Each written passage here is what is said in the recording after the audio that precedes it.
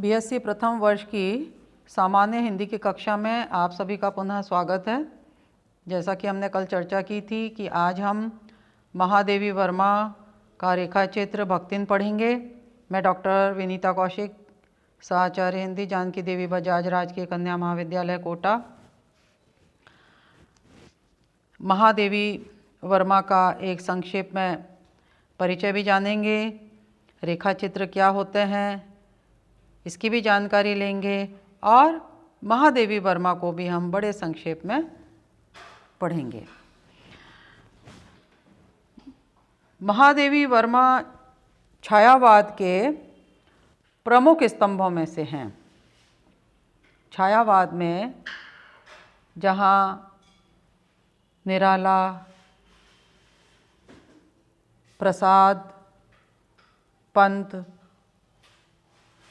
हमारे बीच अपनी विपुल साहित्य संपदा देकर गए, वहीं महादेवी वर्मा ने हमें न केवल काव्य के माध्यम से अपितु गद्य साहित्य के माध्यम से भी हमें बहुत कुछ दिया है। 1907 में इनका जन्म हुआ और 1987 में इनका देहावसान हो गया। महादेवी वर्मा कवयित्री के साथ साथ गद्य लेखिका भी थीं। इनको 1956 में पद्म भूषण, 1982 में ज्ञानपीठ और 1988 में पद्म विभूषण सम्मान मिले। अध्यापन से आप जुड़ी, साथ ही लेखन का कार्य अनवरत चलता रहा। निहार, रश्मि, नीरजा, सांध्य गीत, दीप शिखा, प्रथम आयाम, अग्निरेखा इनके कविता संग्रह हैं। और हिंदी गद्य साहित्य में रेखा चित्र जितने सुंदर तरीके से इन्होंने प्रस्तुत किए हैं, उसमें उदाहरण है अतीत के चलचित्र जो कि 1941 में आया, स्मृति की रेखाएं, और उसके साथ ही संस्मरण भी लिखे हैं, पथ के साथी, मेरा परिवार। और इनके तमाम लेखन को पढ़कर इन्हें आधुनिक युग की मीरा भी कहा जाता है। इनके संपर्क में आने वाले जो शोषित व्यक्ति हैं, साहित्यकार, जीव जंतु, सभी का इन्होंने बड़े ही संवेदनात्मक तरीके से चित्रण किया है। अत्यंत मार्मिक रूप से अभिव्यक्ति दी है। अपनी संवेदना को कवित्वपूर्ण शैली के माध्यम से मूर्त रूप देने में इन्हें विशेष कौशल प्राप्त है। अब हम जानेंगे कि रेखा चित्र क्या हैं। ये निबंधेतर विधाओं के अंतर्गत आता है। अभी तक हमने डायरी पढ़ी, संस्मरण, यात्राव्रत, इनके बारे में पढ़ा। आज हम रेखा चित्र और संस्मरण लगभग एक दूसरे के काफ़ी समीप हैं और रेखा चित्र क्या है इसके बारे में समझेंगे। जिस प्रकार एक चित्रकार तूलिका और रंगों की सहायता से चित्र बनाता है, उसी प्रकार लेखक जब अपने अनुभवों को अपनी स्मृति के आधार पर शब्दों के माध्यम से चित्र सा खींचता हुआ चलता है, जिसमें व्यक्ति है, घटना है, दृश्य है, ये सब सजीव हो उठते हैं। तो रेखा चित्र संस्मरण का जन्म होता है जब यह सारे तत्व आकर मिलते हैं। इनके बीच विभाजक रेखा खींचना बहुत कठिन है, फिर भी वे एक दूसरे के पर्याय नहीं हैं। अंग्रेजी में भी दोनों विधाओं में नाम तथा गुण अलग अलग बताए गए हैं। रेखा चित्र के लिए थंबनेल स्केच और पेन पोर्ट्रेट शब्द का प्रयोग होता है। तो संस्मरण शब्द के लिए रेमिनिसेंस और मेमोर्स शब्द का प्रयोग किया जाता है। पहले में लेखक दूसरों के विषय में अधिक लिखता है, तो संस्मरण में स्वयं के विषय में। जहाँ तक हिंदी साहित्य का संबंध है, दोनों विधाएं एक दूसरे से इतनी घुल मिल गई हैं कि लेखकों ने इन्हें एक जाति की साहित्यिक रचनाएं ही कहा है। विष्णु प्रभाकर का मत है कि हिंदी में कोई श्रेष्ठ रेखाचित्र तो है ही नहीं, और जिन्हें हम रेखाचित्र के नाम से संबोधित करते हैं वे वास्तव में संस्मरण ही हैं, ऐसा उनका मानना है। क्योंकि संस्मरण तथा रेखाचित्र लेखन में यदि हम देखें तो बनारसी दास चतुर्वेदी का प्रमुख स्थान है। हमारे आराध्य 1952 में लिखा और संस्मरण 1953 में, इस शीर्षक से प्रकाशित इनके संग्रह हैं। और रेखाचित्र और सेतुबंध, यह भी इनके रेखाचित्रों का संकलन है। इस क्षेत्र में यदि उल्लेखनीय नाम है तो रामवृक्ष बेनीपुरी जी का भी है, जिनकी माटी की मूर्तें, गेहूं और गुलाब जो हमने पढ़ा नामक संकलों में यथार्थ के साथ कल्पना का मिश्रण है। अन्य संस्मरण जो लेखक हैं जिन्होंने संस्मरण लिखे हैं उनमें प्रकाश चंद गुप्त, राहुल सांकृत्यायन, कन्हैया लाल मिश्र प्रभाकर, डॉक्टर नागेंद्र और बच्चन जी हैं। तो रेखाचित्र संस्मरण के बहुत आसपास है। इस दृष्टि से महादेवी वर्मा ने जो रेखाचित्र लिखा है भक्तिन, उस चैप्टर को हम पढ़ेंगे। भक्तिन को श्रीमती महादेवी वर्मा मेरे प्रिय संस्मरण नामक संकलन में स्थान दे चुकी हैं, इसलिए यह सहज ही स्वीकार करना होगा कि भक्तिन रेखाचित्र न होकर संस्मरण ही की ही श्रेणी में है। सत्य तो यह है कि महादेवी जी की गद्य रचनाओं में संस्मरण और रेखाचित्र का तात्विक अंतर लुप्त हो गया है, इसलिए हम इसे संस्मरणात्मक रेखाचित्र या संस्मरण रेखाचित्र इनमें से कह सकते हैं। एक ही रचना में रेखाचित्र और संस्मरण के लक्षण परिलक्षित होते हैं। जब हम पढ़ेंगे तब हमें कभी लगेगा कि रेखाचित्र है और कभी लगेगा संस्मरण है। भक्तिन जो ये चैप्टर है वो इसी कोटि की रचना है। महादेवी जी ने भक्तिन के रूप में एक ऐसे चरित्र को साकार किया है जो अपनी साधारणता में भी असाधारण है। भक्तिन जब महादेवी जी के जीवन में एक सेविका के रूप में आई तो वह देहात की अशिक्षित, अनपढ़, श्रमिक स्त्री से अधिक नहीं थी, किंतु शनेह शनेह वह महादेवी जी के साथ में जब रही तब उन्होंने उसके गुणों को पहचाना और एक स्वाभिमानी, परिश्रमी, सेवापरायण, कठोर आचार विचार रखने वाली ऐसी महिला के रूप में महादेवी वर्मा ने उसकी पहचान की है। और इस रेखाचित्र के माध्यम से महादेवी वर्मा ने भक्तिन की इन तमाम विशेषताओं को अभिव्यक्त किया है, जो कि जब हम पढ़ेंगे तो भाषा की जो चित्रात्मकता है वह स्वतः ही हमारे सामने एक अनूठी मिसाल बनकर खड़ी होगी। हम पढ़ रहे हैं महादेवी वर्मा का ये रेखाचित्र भक्तिन।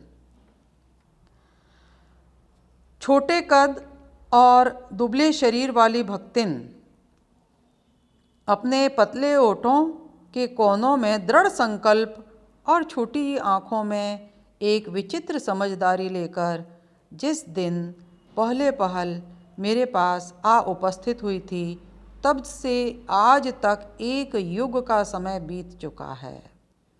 पर जब कोई जिज्ञासु उससे इस संबंध में प्रश्न कर बैठता है तब वह पलकों को आधी पुतलियों तक गिराकर और चिंतन की मुद्रा में ठुड्डी को कुछ ऊपर उठाकर विश्वास भरे कंठ से उत्तर देती है, तुम पचे का बताई। यह 50 बरिस के संग रहित है, इस हिसाब से मैं 75 की ठहरती हूँ और वह 100 वर्ष की आयु भी पार कर जाती है। इसका भक्तिन को पता नहीं। पता हो तो भी संभवतः मेरे साथ बीते हुए समय में रत्ती भर भी कम न करना चाहेगी। मुझे तो विश्वास होता जा रहा है कि कुछ वर्ष और बीत जाने पर वह मेरे साथ रहने के समय को खींचकर 100 वर्ष तक पहुंचा देगी, चाहे उसके हिसाब से मुझे 150 वर्ष की असंभव आयु का भार क्यों न ढोना पड़े। कुछ विनोद के साथ महादेवी वर्मा जी अपनी उस परिचारिका भक्तिन की जो कैलकुलेशन है, जो वो कर रही है, जो वो अभिव्यक्ति दे रही है उनके साथ में रहने की, उसको बड़े विनोदी स्वभाव के साथ में यहाँ पर बता रही हैं। आगे कहती हैं, सेवक धर्म में हनुमान जी से स्पर्धा करने वाली भक्तिन किसी अंजना की पुत्री न होकर एक अनाम धन्या गोपालिका की कन्या है। नाम है लक्ष्मीन अर्थात लक्ष्मी। पर जैसे मेरे नाम की विशालता मेरे लिए दुर्वाह है, वैसे ही लक्ष्मी की समृद्धि भक्तिन के कपाल की कुंचित रेखाओं में नहीं बन सकी। वैसे तो जीवन में प्रायः सभी को अपने अपने नाम का विरोधाभास लेकर जीना पड़ता है, पर भक्तिन बहुत समझदार है, क्योंकि वह अपना समृद्धि सूचक नाम किसी को बताती नहीं। केवल जब नौकरी की खोज में आई थी तब ईमानदारी का परिचय देने के लिए उसने शेष इतिवृत्त के साथ यह भी बता दिया, इस प्रार्थना के साथ कि मैं कभी नाम का उपयोग न करूं। उपनाम रखने की प्रतिभा होती तो मैं सबसे पहले उसका प्रयोग अपने ऊपर करती।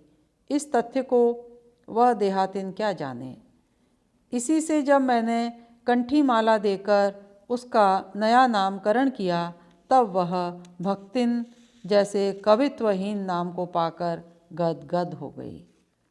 भक्तिन के जीवन का इतिवृत्त बिना जाने हुए उसके स्वभाव को पूर्णतः क्या अंशतः भी समझना कठिन होगा। वह ऐतिहासिक झूसी में गांव प्रसिद्ध एक अहीर सूरमा की इकलौती बेटी ही नहीं, विमाता की किंवदंती बन जाने वाली ममता की छाया में भी पली है। 5 वर्ष की वय में उसे हंडिया ग्राम के एक संपन्न गोपालक की सबसे छोटी पुत्र वधू बनाकर पिता ने शास्त्र से 2 पग आगे रहने की ख्याति कमाई और 9 वर्षीय युवती का गौना देकर विमाता ने बिना मांगे पराया धन लौटाने वाले महाजन का पुण्य लूटा। पिता का उस पर अगाध प्रेम होने के कारण स्वभावतः ईर्ष्यालु और संपत्ति की रक्षा में सतर्क विमाता ने उनके मरणांतक रोग का समाचार तब भेजा जब वह मृत्यु की सूचना भी बन चुका था। रोने पीटने के अपशगुन से बचने के लिए सास ने भी उसे कुछ न बताया। बहुत दिन से नहर नहीं गई, सो जाकर देख आवे, यही कहकर और पहना उड़ाकर सास ने उसे विदा कर दिया। इस अप्रत्याशित अनुग्रह ने उसके पैरों में जो पंख लगा दिए थे वे गांव की सीमा में पहुंचते ही झड़ गए।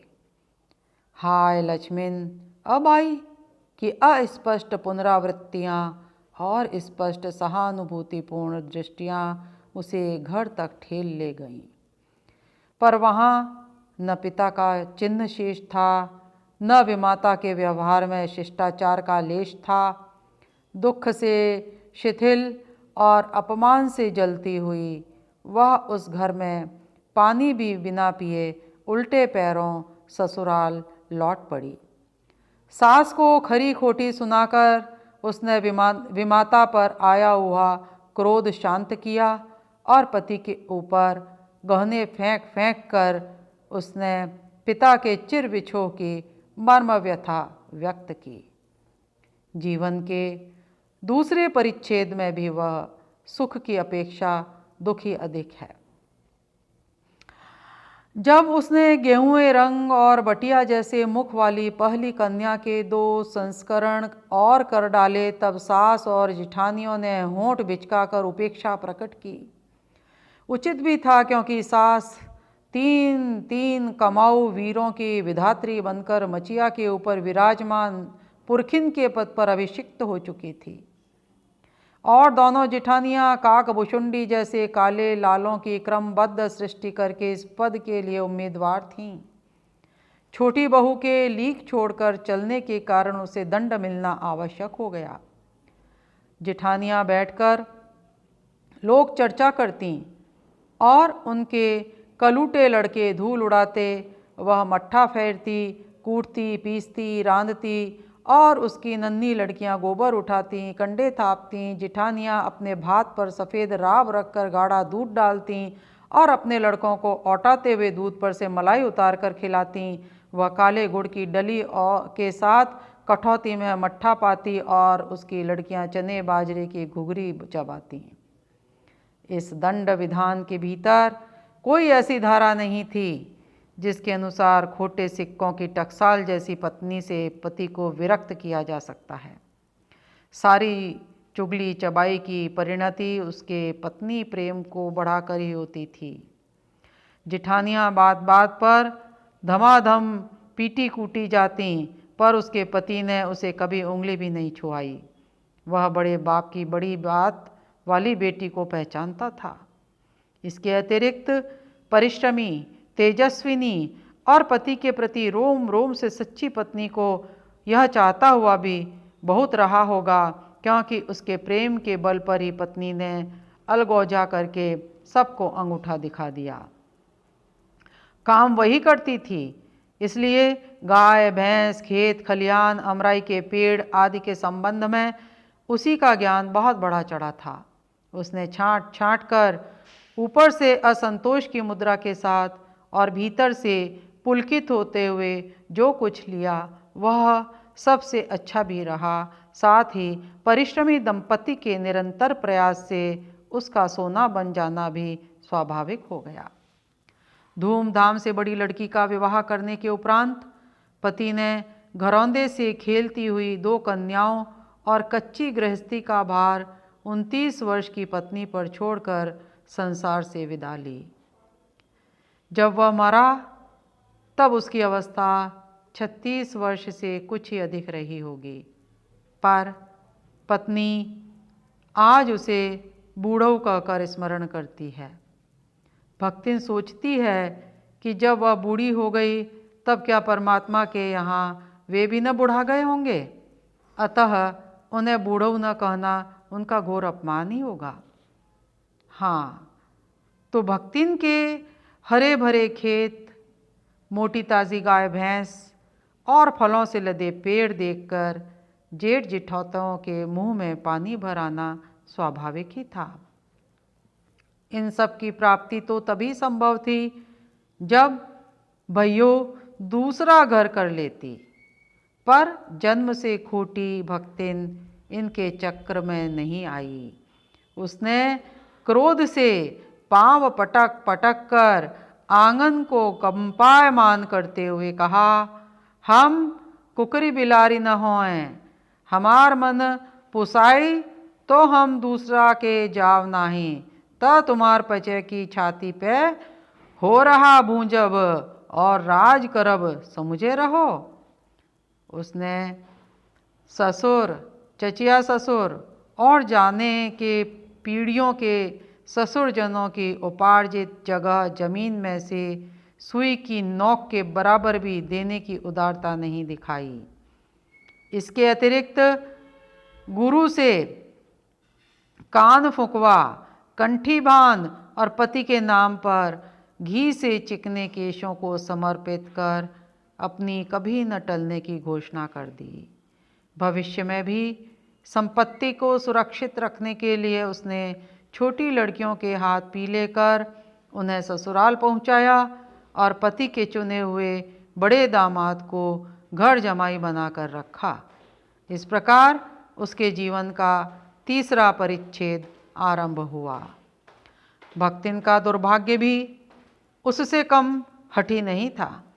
इसी से किशोरी से युवती होते ही बड़ी लड़की भी विधवा हो गई। भय्यू से पार न पा सकने वाले जेठों और काकी को परास्त करने के लिए कटिबद्ध जिठैतों ने आशा की एक किरण देख पाई। विधवा बहन के गठबंधन के लिए बड़ा जिठौत अपने तीतर लड़ाने वाले साले को बुला लाया, क्योंकि उसका हो जाने पर सब कुछ उन्हीं के अधिकार में रहता। भक्तिन की लड़की भी माँ से कम समझदार नहीं थी। इसी से उसने वर को नापसंद कर दिया।